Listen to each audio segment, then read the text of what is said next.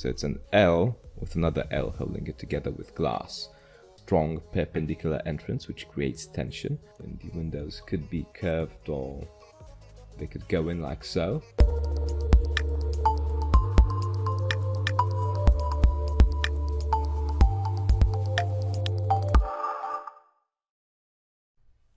Let's have a look at those prism houses. So these are a variant of the cube house. This building is just going to be a simple house, a ground floor and 2 levels. It's going to fit into a 12 by 8 by 10 meter height prism. Okay, so you've got obviously 2 options here. You've got the option to basically have an entrance. Oh, this is a cube house. What's this doing here? You've got the option to have an entrance, not this, going in on the short side, which is this one here. But you also have the option to have an entrance going in on the long side, okay? So this creates kind of a different, you know, visual expression. Because this is drawing and design. We are drawing, so it's visual, but it's architectural as well, okay? We are slowly getting to the part where we are going to design, you know, a full house, but you're not there yet, okay? If you don't go through these exercises, there's no point in you know, doing a full ground floor, you know, 1 to 50 detailed, you know, section and everything house, because you just won't understand it. You need to be prepared to get there. So this is like the intermediary stage. Okay, so we've got the prism house. Again, I'd like to stress out the 3 principles marking the entrance. Okay, this canopy here. 3 materials used: a textured one, a white simple material, and glass.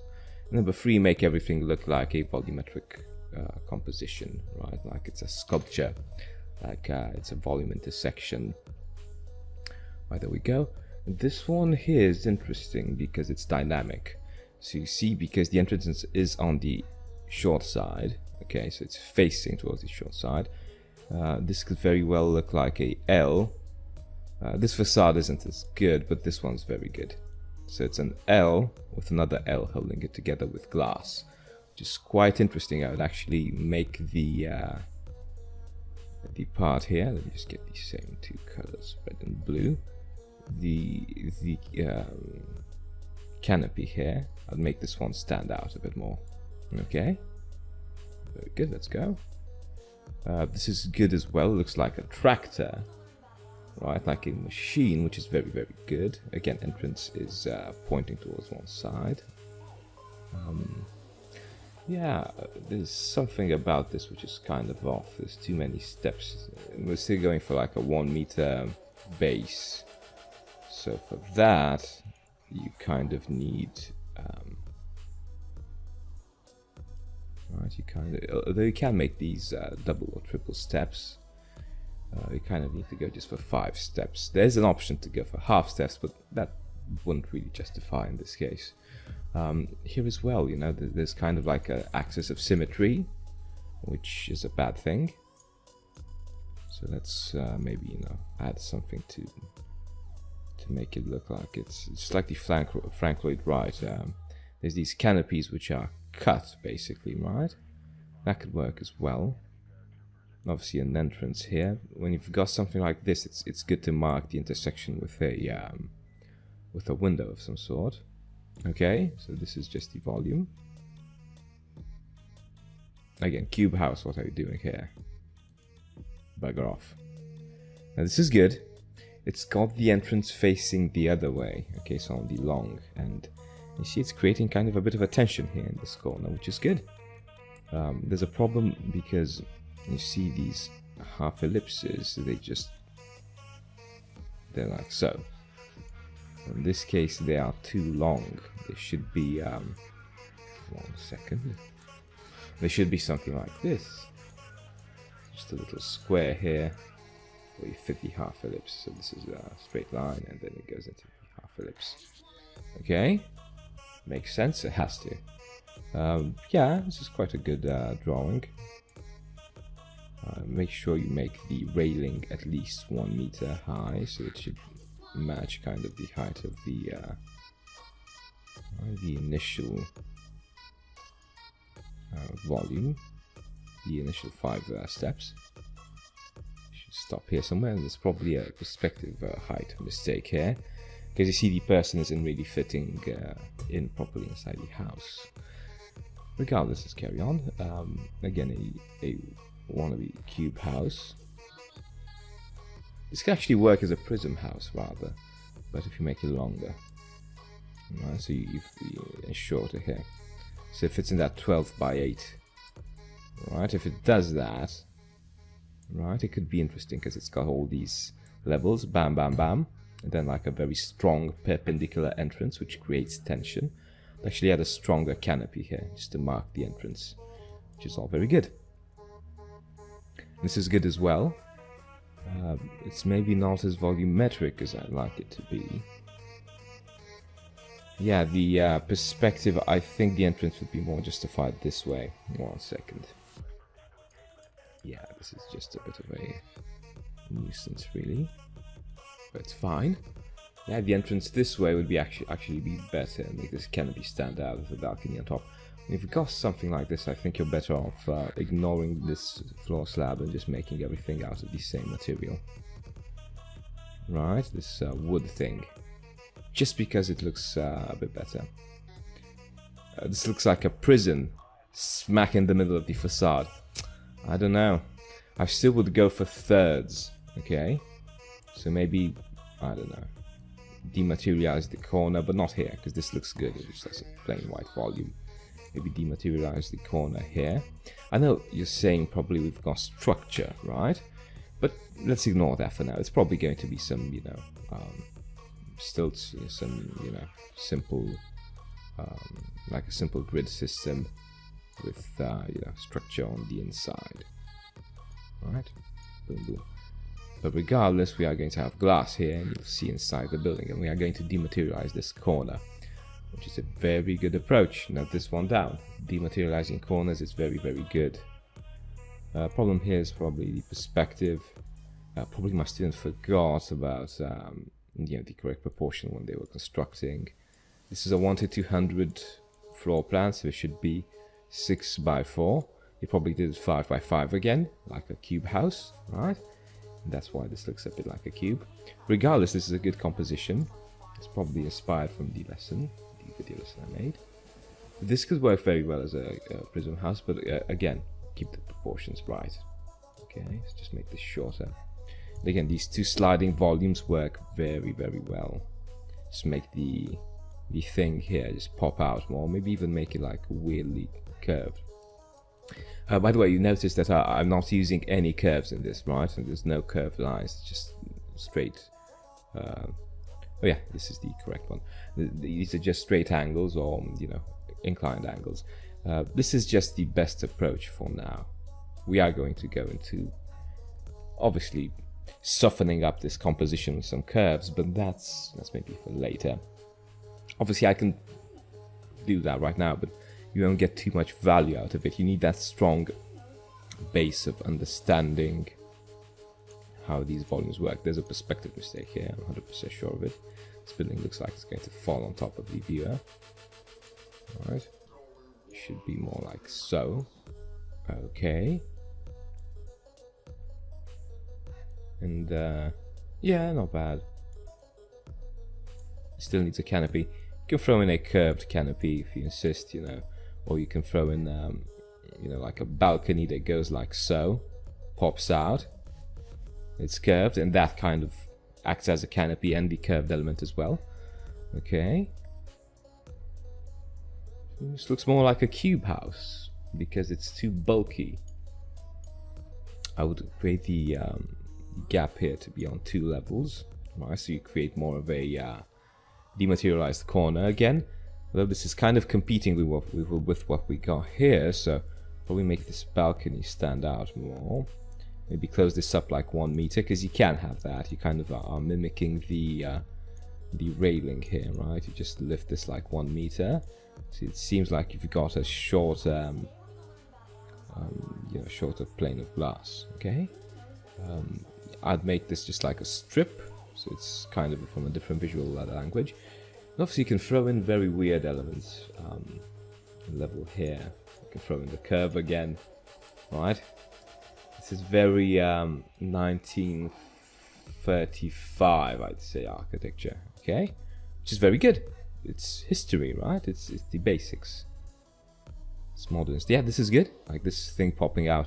Regardless, every time you've got a volume that's sticking out so much, it's probably marking something. I wouldn't actually do the three things here. I would just throw glass all the way up. All the way up, right? And just throw in some, just the entrance here in the corner. Just subtract this in a way and just make the entrance. Then maybe these three elements would be somewhere randomly put here, just to mark the corner. Right, very good, dynamic. Yeah, I think I've seen this. This is bad as a cube house. Could work as a prism house. I think I discussed this as a possible approach for a cube house, but it needs a strong canopy section. Could even, I don't know. This is how I would do it. Just throw in something curvilinear, just to see what happens. Okay, you can probably have access to it. Cut this part here, and it's got like a garden or something, right? It could work. A curve would soften this up. Obviously, you can throw in a lot more of these elements. Just again, a balcony that's popping out here. Started to look like Frank Lloyd Wright, 21st century, but you know what I mean. Dematerializing this cut here, so it looks like it's obviously cut apart. Yeah, this is good. So this could have a curve here. So you see, we can basically draw and design anything. As long as it's in the compositional terms, it works, okay? So yeah, this could be very good as a curve here. And the windows could be curved, or they could go in like so. You know what I mean? With little balconies here, come on. That's a definite win. This is good, yeah.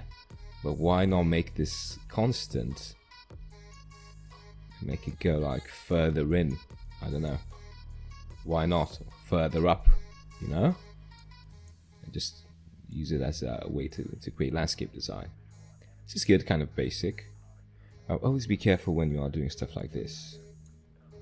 You don't want two materials to stop.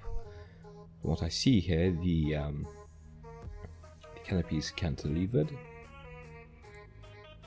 but I think it's an optical illusion, to be honest. I would rather see it like this, so it's got a perspective mistake. It needs to have wood all the way on the whole volume, but unfortunately this needs to make a bulkier volume, so probably you make it more bulky. Oh, by the way, hopefully you are taking notes. This is all wisdom. So basically I don't know how many houses I drew. Many, probably hundreds, probably thousands. Myself, my students and everything. What I want you to understand is that this is a skill set that you build up.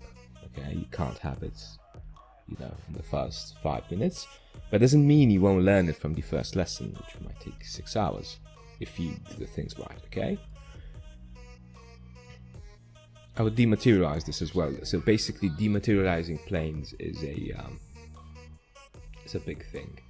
So make this pop out more, maybe. Just cut this like so. Second. Alright, so dematerializing everything and marking the corner. Throw in a cylinder here. Why not? Let's see how it works. This is good. This is very basic. It's minimalistic. But it could work good. Good. Let's call this rhythm here. It's kind of awesome. Maybe throw in like a weird canopy. And again, these steps here, looks too much like a bunker. And don't forget, when you've got the entrance, you need to have this ideally 1.5 per 1.5 meters square where you can sit after you walk the flights of stairs. Okay, there we go. So we got an entrance here as well. I'll actually cut this with small windows. This needs a vertical dominant very bad, so like a tree. It probably needs some curves as well, so probably add like balcony here. Right? Makes sense, it has to. say, longer cut here. Yeah, this kind of looks weird. Avoid elements like these. You don't know what they are, you know. You don't know where they've been, right? Come on. Just add a simple L if you want. And just with glass on the inside. This is kind of weird. And proportion-wise, it doesn't really make sense. I would make it if it would have been 2 levels high. And you just, I don't know, cut. You've got a room here and a room here. And just a terrace here, like a weird, really weird terrace, and a really weird terrace here. Makes sense? Has to. These stairs are too large, too wide, and too large. This is good. This is very weird. Again, you see, weird is sometimes too much, is sometimes extremely good. Let's make this little glass box pop out a bit more. And again, the entrance should be marked. I would go for, again, a curved volume. I don't like this. This is just in the middle. You can make this cut like so, but then they're all free, the same. So, you know what, just leave it simple with a strip window here as well. Make sure it doesn't compete with this one, so probably make this one larger. Okay, some railings here. Right now, I could go on and on and on and on for hours and hours with this, okay? When you're doing a volume intersection, make sure the secondary volume is higher up. You can even make it like so it stops here, you know? Something like that. Make this stand out a bit more, you know? This is good. Again, very aggressive, very dynamic. Could work. Rhythm is very good. So you've got like glass here and then these elements. Although I'd be careful because they need to coincide with the levels. So there's probably something closer to this because you see you've got like the full building level height. You've got like 1 meter. You got 0.5, so 1 meter here, 0.5 here. And then somewhere here you need to fit the window. Okay. 0.5 on top for the truss. Right, the structural elements. This is good. I don't particularly like these zigzag motions, so I would soften them up with curves. Right, maybe something around here. Maybe get rid of this and make these just stand out like randomly. We're going back to level 1. Yeah, this is kind of weird. It's dodgy because it's a very tall building, right? Without you know, any proof that it's got adjacent buildings, so it's not an infill. Yeah, I'd actually make the facade longer to be 12 centimeters, and then maybe see what we can do. Composition-wise, this is very delicate. I mean, you know, the author is very sensitive, which is good. But again, need a bit more effort. Maybe make a stair that goes all the way up, right, to level 1. Cool, so hopefully you've taken notes. And just to sum up, just make everything look architectural by means of obviously experimenting with ideas. Follow up with the jump to approach. So start with sketches, then go for facade, then for axo, then for perspective, and jump from one drawing to the other, and that's how you will build up your idea. A good idea is going to come up from somewhere. You don't know where, you don't need to know, because that's how architecture works. It is probably 80% predictable, 20% spontaneous, but I would go for 95% predictable, 5% insanely spontaneous. So you will get that 5%, don't worry, but it's going to come from your work ethic. Okay? If you've got any questions, just let me know. I'll talk to you soon. Take care. Draw nicely. So if you want to take your architectural drawing and design skills to levels you never thought possible, get that portfolio for architecture school, get those skills that you can learn from going to university, then visit me on my website, freehandarchitecture.com. I've got a fair bit of information here. You can see a couple of my students' drawings, what they did, how they progressed. You also have free videos, free lessons. This is me sketching here from the live lessons. We are going to talk about architecture, interior design, product design, architecture history, landscape design, urban design, everything. Have a look at the courses here, right? They shared on my website. If you are really determined, then feel free to click on the little box on the right and drop me a line. I'll get back to you within 24 hours and we are going to start the architecture drawing lessons after. Take care, draw nicely.